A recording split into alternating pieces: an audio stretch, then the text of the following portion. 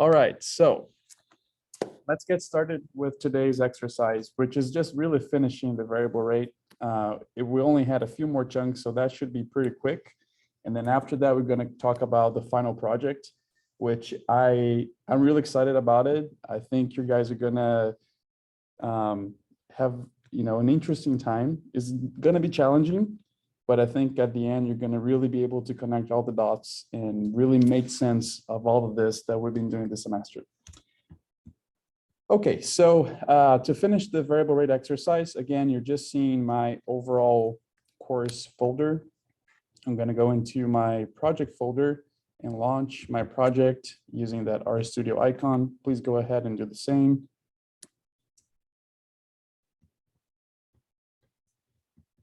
And so in my case here, my environment is empty. So I'm just going to go ahead and rerun each chunk.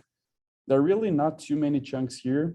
So I just want to go slowly running one by one. So loading all the packages first, creating the theme of the maps that we do, and then importing each one of the 3 years of yield data we had. And remember, these are the clean and interpolated layers that we processed already. And just in the case of 2017, after the fact, we noticed that the yield values were too high. So they were probably the unginned yield values. So to get the ginned yield values of clean lint per acre, we just multiply by 0.4, which is the transformation factor that's commonly used for this. But that only happened with the 2017 data set. So the 2019, we don't have to do that. And we also don't have to do that correction on the 2020. We also, at this point, we have, so we're basically, if you guys recall, we're bringing in all these yield data layers because we want to calculate yield potential in pounds of lint per acre, which is not something that we had done yet.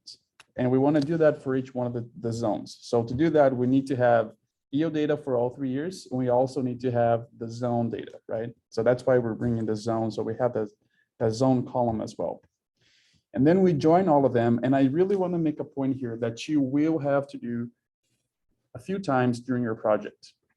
If you recall, initially, when we were joining spatial layers, initially I showed you in class that we were using the function left join, which is not a function, it's a function used to join data frames, not necessarily spatial data frames. However, as we progressed through the course, I noticed that that function was not working well when the layers didn't have the same number of observations, which happened with the terrain variables. And at that point, the function was not doing what I wanted it to do anymore. And so I had to come back and rethink of the new strategy. I noticed that the function stjoin could help us there, but we do have to change these 2 arguments for the spatial join to do what we want it to do. So I just want to call your attention here because even though, so in class, when you were coding with me, we use left join. However, I did notice this problem. I brought it up in one of the classes and I updated the code to match this on the completed version. But if you use your own partially filled that you filled, you may still have the left join. So I just wanted to make that point here that whenever you're joining geospatial layers in R, remember to use the function stjoin instead of the left join. And you do have to change these 2 arguments here for that to do what we wanted to do. Okay, we're just running that. And then, we basically went through this where we first, so now we have the zone yield data set that has a zone column and also has 3 different columns for the yield data. We pivoted this longer because we have 3 years of yield data. So I wanted to have just one column with all the values. So we pivoted that. We use the function pivot longer to do that, which turns out to create this output here. So we have all the yield values now under this value column, and all the previous headings for yield are now under the column called name. And now we do a group by zone, and then we summarize and we define the yield potential as being the 90th quantile of all yield data points across all 3 years for each zone. Right, so this would be the yield potential for both of those zones. in pounds of lint per acre. And then we deducted this formula here from the Georgia Cotton Guide for 2022 to come up with the total N rate that we need. Then we adjusted that upwards in 25% because for cotton, it is recommended that after cotton, you do that adjustment. And this is something that came from the guide as well. Then we define our pre-plant rate as being a third of the total rate. Then if we do that, I'm just going to run that so we can see here again at this point. If we do that and we just check that number, we see that the pre-plant rate was 56.7 pounds of N per acre for the high yield zone and 47 pounds for the low yield zone. We do not want to apply the pre-plant variably in space. We want that to be fixed. So I basically just used one of these numbers here and deducted that from the total rate for each one of the zones to come up with our in-season side dress rate. So basically I used that 47 right there and inputted that right here to come up with the in-season. So we did that calculation. So at this point, the rate is pounds of nitrogen per acre. I wanted to know the rate in gallons per acre. So we do that conversion, and this number 3 here came from the chunk below where we calculated how many pounds of N we have per gallon of UAN 28% based on the density of UAN 28%. And then finally, we just round this number up so it's easier to, we don't need to know really multiple decimal points when it comes to gallons per acre. So our total rate in gallons per acre for each one of the zones is going to be 41.4 gallons per acre of UAN 28 for the high yield and 31.9 for the low yield zone. So we had done all this last class. That's why we're really not going too much into detail here. And we actually stopped right here where we calculated the total. So let's say, okay, so this is a producer you're working with. They do know how much they have to apply variably in the space, but now they need to know as well how much nitrogen they need to order from the co-op to get it delivered. And so they have the product to apply. So this is just what we're doing here is calculating the total volume. So not a rate anymore, not gallons per acre, but total gallons, considering the rate that we're applying and how many acres there are in each one of the zones to find that number. And that's because this VRN is still a spatial spatial object. We can apply this function called ST area, which gives us the area in meters squares.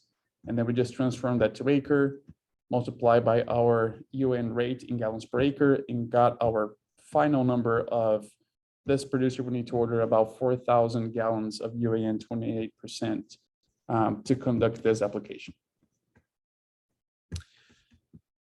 Okay, so the next thing here, and this is where we stopped really, was to, I wanted to see a map, right? I mean, it's always good to visualize what's going on. So before we actually do the map, we just have to, because if you think about it, our variable rate object is this VRN, sorry, I'm just going up here just to go back to the chunk. It's this object right here, right? So if you print it, it has 2 rows. It has a high and a low zone, and it has all the numbers with the final recommendation that we came up with. But how can we plot this? I mean, this doesn't have anymore the 4,000 some data rows that we originally had. So we have to now somehow merge this information here of the rate with the information of the zone data frame where we have all the 4,000 some observations. So that's what we need to do first if we want to plot it. And that's what we're going to do in this chunk right here. So if you want to join me in coding here, we're just going to use that assign symbol. And one of the objects that we created above is called the zone underscore yield. I'm just going to print this so you see what it is. It is that object which has like 3,700 observations. And it doesn't have a column yet relating these observations with the rate. So let's do that right here. So what I want to do is, I know that I just told you to not use left joins, but we will use one here, and I'll explain to you why. So let's do a left join where what we want to do is add a column here that has the rate, and the rate is changing depending on the zone. So the object that has that information is VRN, but this object is a spatial object. And if we do a spatial join, I think I tried, and for some reason it didn't quite work. I think because it's just like so many different number of rows and they're really not matching in space. So I basically, inside of the left join, I added a pipe and I transformed this, or I basically dropped the geometry. To do that, we use a function called st_drop_geometry. And I'm just gonna run this piece here that's inside the left join so you see what that does. So that basically just transforms VRN into just like a data frame, really. So now at this point, after dropping geometry, it's not a geospatial data anymore. And really what we want to do in this join is just, I mean, it's going to join all these columns based on zone, but my goal is really to have this column, the rate within that zone yield object. So if you just run that, and let's just print now here. So we do have the 3,600 rows. And now if we just go all the way to the right, we also have all the columns that were in that VRN object, including the UN rate in gallons per acre. And this number, you know, if you just scroll through, it's just this column here only has two values, right? It's one value for zone high, one value for zone low. That's really what it is. Okay, so now that we have a data frame where we have the rate as one of the columns and we also have the zone as another column, we can plot this by zone. So I left you here most of the code where the first thing I'm doing is starting with the object that we just created. I'm changing this column here, UN rate, to be a factor. And you're gonna see why that's important in a second here. It's important for like mapping, for graphing purposes. You're going to see why. And I really only left you two places where we're going to fill in the blanks, which are those 3 data points right there.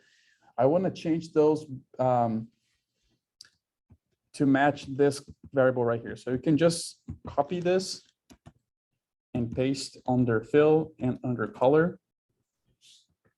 And so we're basically bringing in this data frame that has like 3,700 observations. We're using GeoMSF because it is a spatial data frame, and we're just changing the fill and the color of the squares based on the rate, which again, there are only 2 rates, and then just changing the labels here of the title, fill, and color, and just changing to our MyTheme map. If we just run that, this is what we create, right? So it's just a very simple map where there are only 2 values for rates. And the reason why we have only 2 values here is because we decided when we ran k-means creating the zones that we really wanted to have 2 zones. If we had decided to have 3 or 4 or 5 zones, then those are how many different rates we would have in this case. And then I left you the code for for saving this plot to file as well. So we just use that ggSave. That's going to save this plot named vrn.png to your output folder of the project. Okay. Okay, so now there's a very important step. All the way until now, every time that we exported a geospatial layer, we saved that as GeoJSON. And I just want to ask if anyone remembers why we were doing that. We briefly talked about it once in class, but anyone remembers why we were doing GeoJSON and not shapefiles?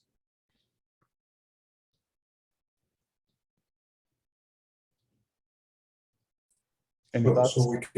So we can use it in many in different softwares, because the shapefile is or it's the opposite. Is it the S3 thing? So shapefile is definitely like the industry standard, I would say.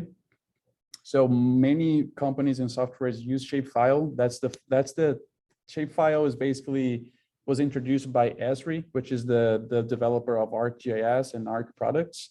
And because they were the first in the industry, they kind of established that as the main type of file type for geospatial data, as far as vector data at least. However, what happens is, so here's the reason why we're using GeoJSON and not shapefile. GeoJSON, if you export GeoJSON, it is one file only.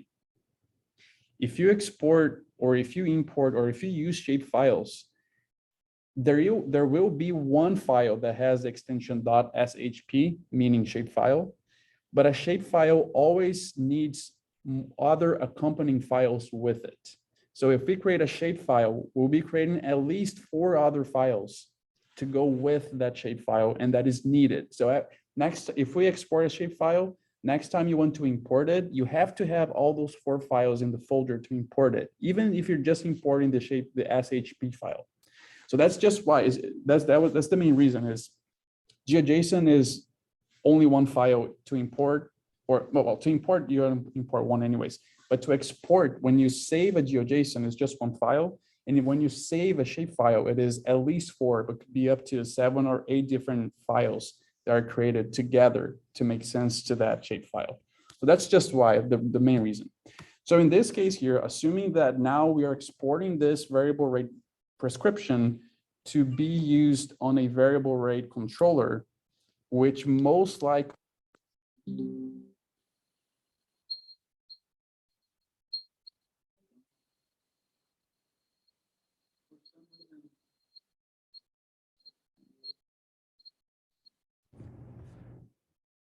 for some reason my AirPods connected to my computer, but I don't have them open, so I'm not sure what's going on. Can you hear me all right? Okay. So in this case here, because up until this point, we were exporting for our own use, just internal use. At this point now is where we export this file to be used by a controller system that a farmer will have or a consultant will have.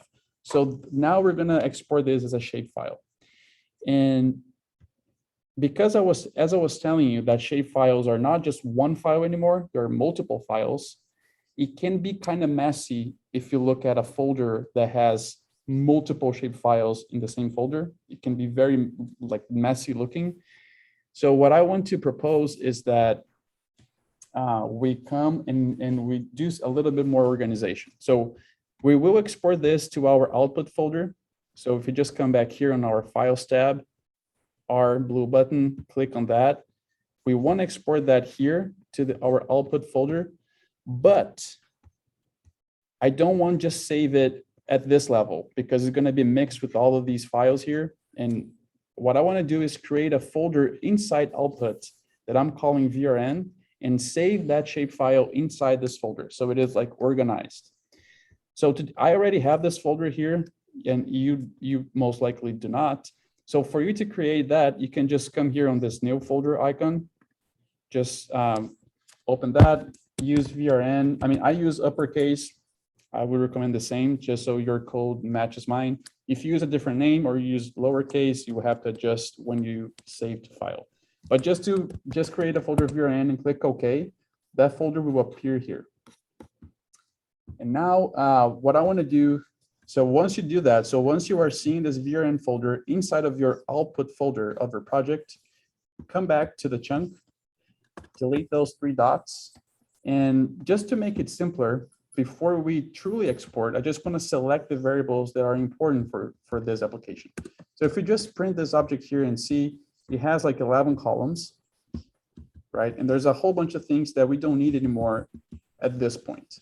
So let's just select the ones that we need. We're going to use the function select from the dplyr package. And I want to select the column zone because we need to know that. And also the column so if you just browse here to the side, is that UAN rate gallons per acre.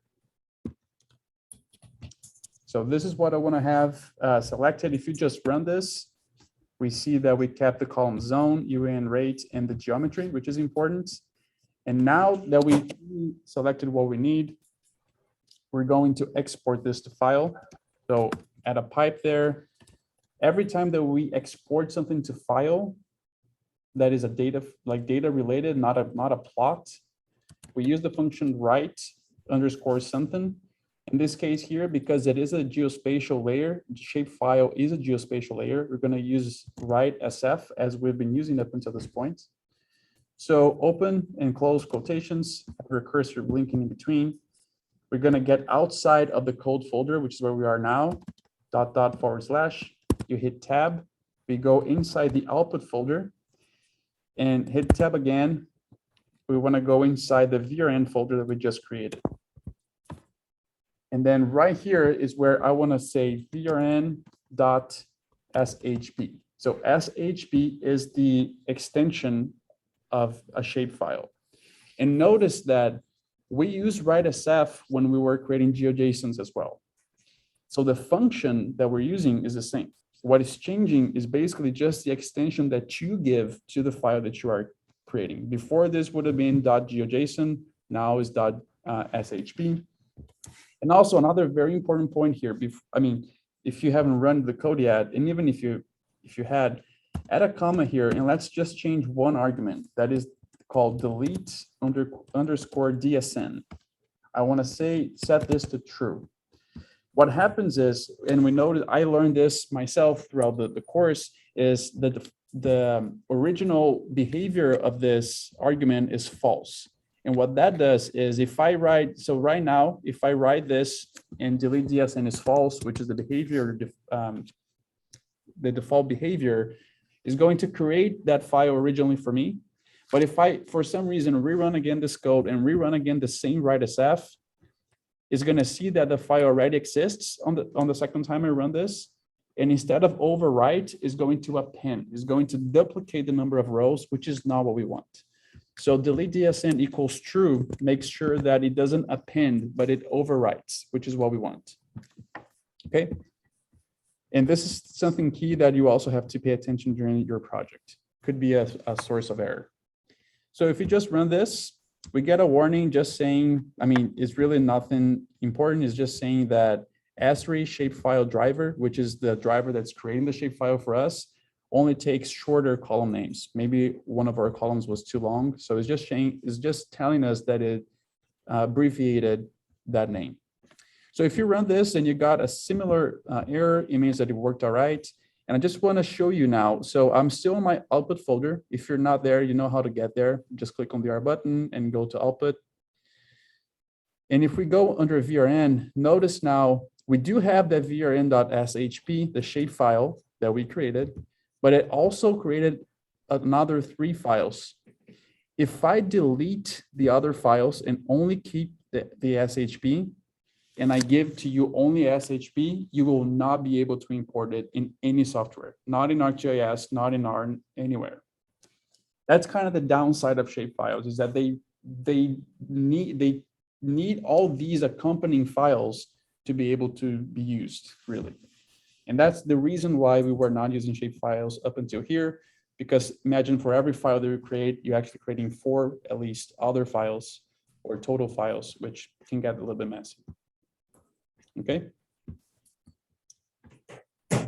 All right, so this pretty much wraps up this exercise and pretty much the class. My intention was to show you the profitability analysis. We're not going to have time to do that because I will not be able to teach next Monday and Wednesday. And I want to give you the project so you can start working on it. I mean, I will give it today, so you can start whenever you want, but the deadline is May 11th, and I want to give you that time to work on it.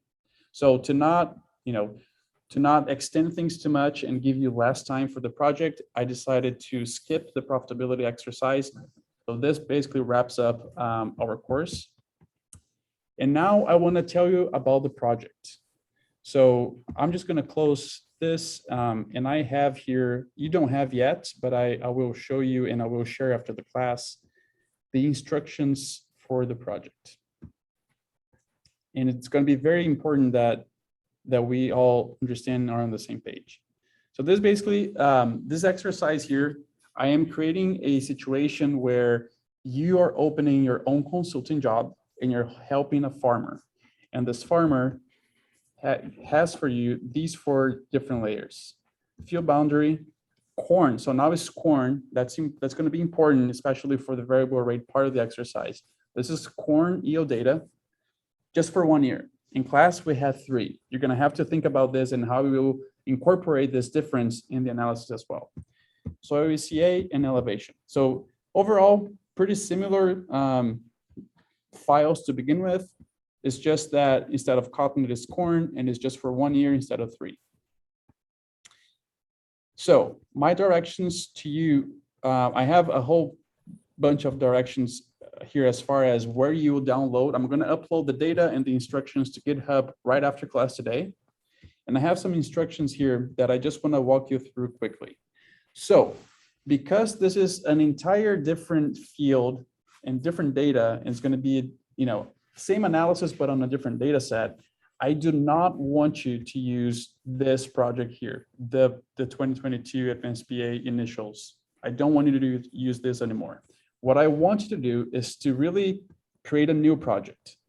So for that, what you would do is you would come to the main folder of the course where I am right now, and it will create a new folder called Final Project / your initials.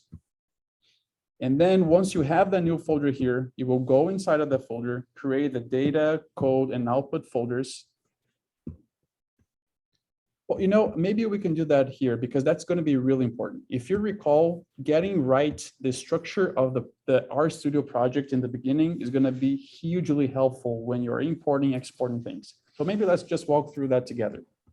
So I'm going to come here again to my main folder of this course, and I'm going to create another folder here called Final Project -LMB. I want to go inside of this folder, and I will create the subfolders data, code, and output. Okay. Now, at this point here, notice that we don't have an RStudio project created yet for this main folder that I'm calling Final Project LMB. To do that, we have to come here on your current RStudio window.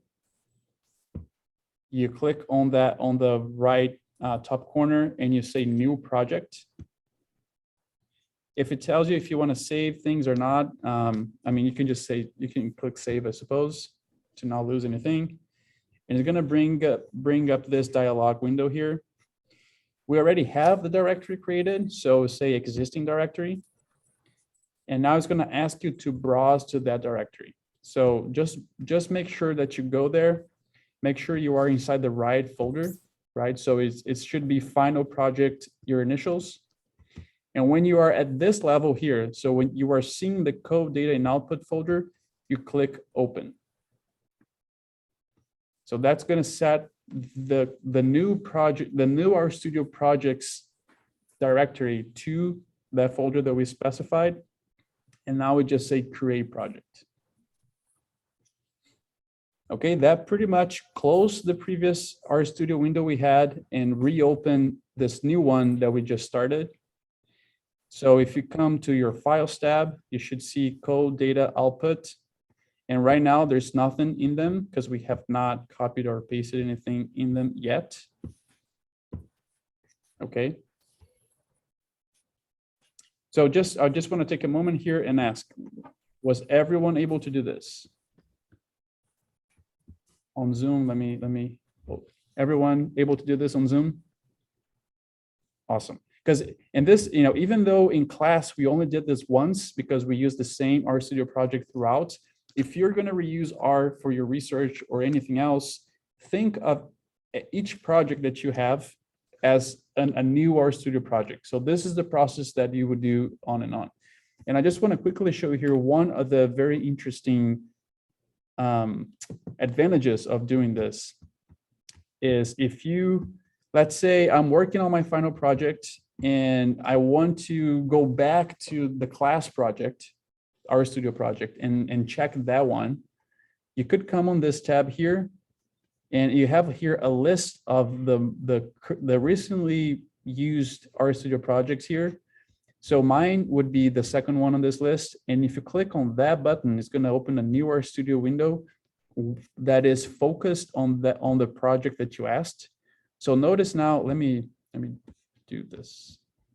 Notice now that I have two RStudio windows where one is focused on the new project that we created. The second one is focused on the class project. So it's really nice because it sets your directories correctly, your scripts, even your environment. If you saved objects there, it's really refocused and changes very, very easily from project to project. Okay. All right. So if we were all able to get this part done, that's a big step, because getting those paths right are going to be hugely important for you to run into fewer issues. Perfect. So basically what I'm asking you to do is to redo everything we did in class, starting with wrangling and cleaning yield data, interpolating yield data, perform the yield stability analysis. And again, here you're going to have to think about, now we don't have 3 years of your yield data anymore. So you have to think about how to handle that. And then use elevation and interpolate that, and then create the terrain variables, interpolate so we see for 2 different layers, bring all these layers together to create the zones, decide on the number of zones, and then smooth zones, validate them with the terrain so we see and yield variables, just like we did in class, and then create a possibly variable rate nitrogen prescription. And I say possibly because you're going to tell me if you think this field is good or not for variable rate when you get to that point. Okay, so a few very important points here. You are encouraged to use the course material, right? You can copy and paste. You will have to adapt it because column names are going to be different. Things will differ a little, so you're going to have to adapt it. So you are encouraged to do that. But I also want to encourage you to, when you copy and paste, make sure you understand what a given chunk is doing and what each line of code is doing. Don't just like go black box, because that's going to take from you the opportunity to revise what we did and the decisions that were made.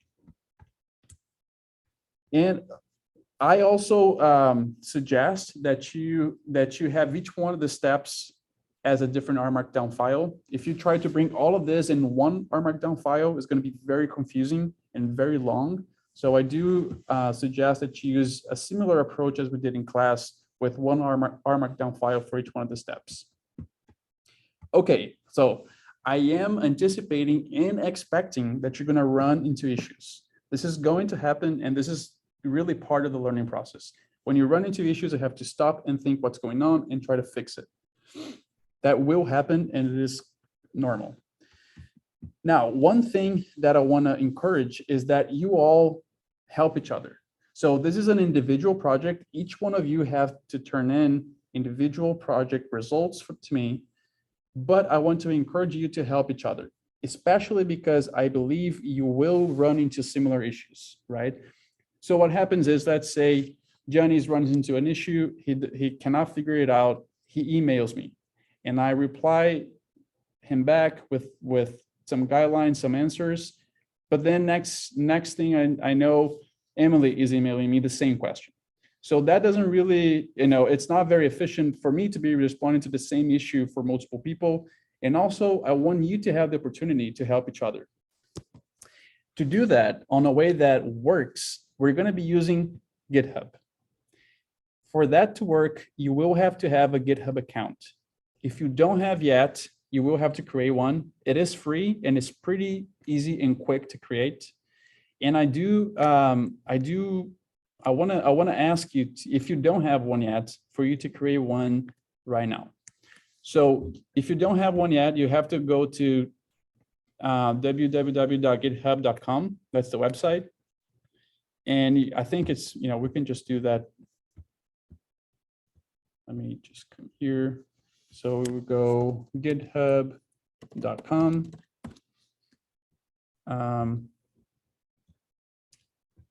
So I'm already logged in, but it's probably going to see somewhere like sign up, sign in, register, something like that.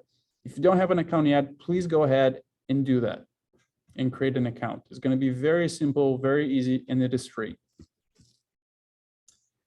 And I just want to, I want to ask here individually. Janice, I think you already have GitHub, right? Okay, Sarah, do you have GitHub? Okay. Emily, do you have? Awesome. Tyson, do you have? Okay. Victoria, you don't? Were you able to create one? Okay, perfect. So Victoria is creating her account. And while she's doing that, I'm just going to continue explaining here because it should be pretty straightforward. So GitHub, the way that I want us to use GitHub for this, to help each other and ask questions and troubleshoot things, is if you go to the course, our course GitHub account, which is, if you were to type that in, it will look like this. So github.com/leombastos/2022_advancedPA. That is the GitHub repository for this course. I have a link to this in the script for you to check later. But how do I anticipate this to work is the following way. If you are at this level here, so seeing my 2022 Advanced PA GitHub page, it has this tab here called Issues. Okay, so I'm going to go in there. Right now, there are no issues, so there's nothing that comes up. But what Issues does in GitHub is basically, let's say, if I'm developing an R package that I'm calling 2022 Advanced PA, and there is a bug in my code, somebody comes here, creates a new issue saying, hey, Leo, I was running your package and I found this error in your code. Please fix this. And so I noticed that someone comes here and brings up this issue, and I can address that directly here on GitHub where my code is. So it's really a way to do that. In our case, it's not going to be like that because you're not going to have to be coding on the issue itself. For us in this format, I really want us to think of issues as a form where you're going to post. Okay. So if you come here on my GitHub account, you go on issues, you will have to create a new issue. Okay. So that's the green button right there. So if I click on there, I have a title and a comment really. So I would say issue importing shapefile. Okay. Just give a title that makes sense. And I would say, I was doing this and getting the following error. And then you can just type, if you want to type the error, if you want to type the code, if you want to type the chunk, that's all things you can do. And then I will submit new issue. Once I submit it, now, you notice that now there's a 1 on the issues. And if I just open that again, I see this issue right here with the title that I said. If I come in, I see the comment that the person left, and I can write something back. So I can say, hey, I ran into a similar issue. I fixed this by doing that. Or maybe you can say, I noticed that on the code that you use for this, you're missing a pipe, you're missing a parenthesis. This is how you would work. So I want us to use this here to create comments and respond and help each other. So I'm saying all this because by doing this, we all are going to be able to see what others are running into. We can help each other. It's likely they're going to run into similar issues. And also, if you send me a question by email, I will kindly ask you to re-ask the question on the issues. I will help you, but not by email. I want to see a question. If you have a question, I want to see that here on issues, and I will help out here. Okay. However, I just want to tell you this as well. Before I help you, and I will be available. I am sure you're gonna need my help. But before I help you, I want you to go through this chain of resources. So first, yourself. We have been doing a lot of things this semester. You are smart people. Sometimes, not always. Sometimes there are messages are pretty self-explanatory. So let's say you run something and it says error, object yield could not be found. That pretty much means you have not created that object yet. So what you have to do is go back to the chunk where you think you were creating the object and make sure that you ran it, right? So this is pretty self-explanatory. Sometimes just reading the error message and trying to interpret it can already give you a pretty good indication of what's going on. But that doesn't happen always. Sometimes error messages are very cryptic, right? So if that's the case, I want to ask you to go to Google. Sometimes just copying and pasting an error message straight into Google can give you some answers back that would help you to fix your issue. If that doesn't, if at that point that didn't work, then please use GitHub. So go on GitHub, say what's going on, share, like copy and paste the code that you use that is giving you that problem. And I will give some time to see if any of you can help each other. So I'm not going to be answering straight off the bat myself. I will give it some time to see if someone can help you. If no one responds to you in a reasonable amount of time, I will come in and try to help you out. Okay, I want this to be the chain of sequences for you to look for troubleshooting tips, because this is what's going to happen in real life after we're done with this class, right? I will always be here as a resource for you if you need after this class is completed, as including, but you will always have to do some work before you come to me or really anyone else. Okay.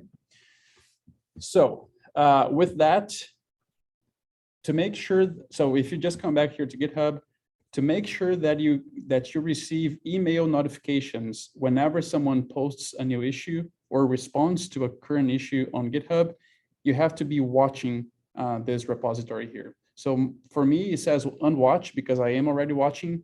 In your case, it may say watch. So please make sure you watch all activity of the issues of the repository here to make sure you get notified. And my intention here, again, is for all of us to work together and help each other. So I encourage you to help each other in this case. And always using GitHub for doing that. That's going to make everyone's life easier. Okay, so here, just continue on the project. I have 15 questions for you that you will answer as you go through the analysis. It's not something you're going to be able to come here and answer even before you start, because these are going to be things that I asked you during class when we were going through these layers. So like, what's a summary of the raw yield data? What's the summary of the clean yield data? How do you define the size of the buffer that we did on the position filter? Things like that. And for some things here, there's really not a right or wrong answer. It's more that you have to defend your opinion. Some of the parameters of this analysis, like for example, the size of the boundary, the size of the buffer that we do on the position filter, or maybe the size of the matrix of the focal filter when we're smoothing the zones. Some things here that we know can change from one data set to the other. I do want you to explore a little bit and tell me, I selected this number because I tried a few of them and this made more sense. If you just tell me I selected number 2 zones because that's what we did in class, that's not a good answer. Even if you produce everything else, produce zones, smooth them out, but you tell me I selected 2 because that's what we did in class, that's not going to be a good answer. You have to tell me that you thought this through and you tried out at least a few different options in some of these questions I'm asking here. Okay, so 16 questions all the way through. The deadline is May 11th. This is going to be, I do expect this to take you some time. So, you know, of course, we're all busy with different things, but I would recommend you start working on this earlier rather than later, especially because you will run into issues and you will need help. So we will depend on other people as well. So that's what my recommendation.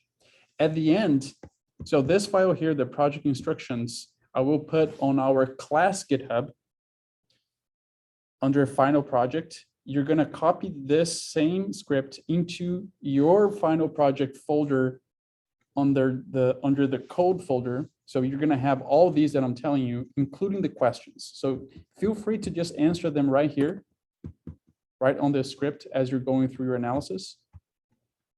I did include some code tips here. I'm not going to go through them right now. And also, okay, how do you submit your work? So deadline May 11th by 11:59 p.m. The way that I want you to submit this work is basically, let me just show you here. Where's my folder? Okay, so this is, you know, the final project that your folder. What I wanted to do then, when you're done, when you ran all the scripts, answer all the questions on the project instructions marked down, I want you to come here and zip your folder, right? So for Mac, it's called compress. So it would compress this folder into a zip file and send me the zip file. Why is that? So you don't have to turn in anything special besides this zip file. When you send me the zip file, I'm going to be able to see your answers. So imagine that on your zip file under code, you're going to have this project instructions here. So we'll be able to see your answers to the questions right there. But I will also be able to see your code. I will be able to see how you created these answers and how did you test things, or how were things going. This way is really one of the other key points of this class of introducing R for you all, is that you create a reproducible workflow that if you share with someone else, that person should be able to rerun everything from beginning to end without even having to ask you anything about it. Just reproducibility is a big important point here, that I will be able to check not only your answers, but your code and analysis by seeing your entire project data, which you're going to be, or not data and code, of course, that you're going to be zipping from your project folder.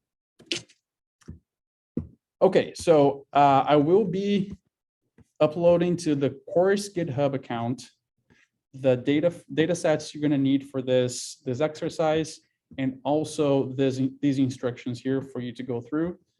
And I will do that right after class here. And again, you have until May 11th to turn in all the answers and all the files from that final project. Any questions?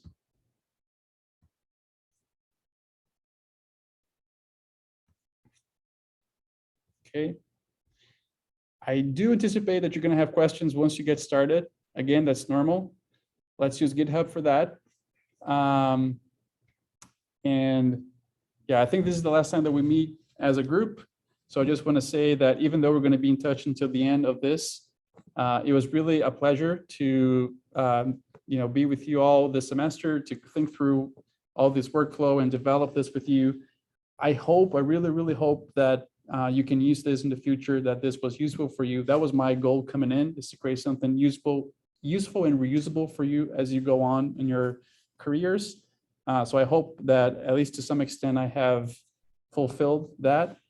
And yeah, I guess that was all from me for today, at least. And if you don't have any questions, I guess we're going to wrap things up here, and excited to see the number of issues we're going to have on this GitHub page very soon here.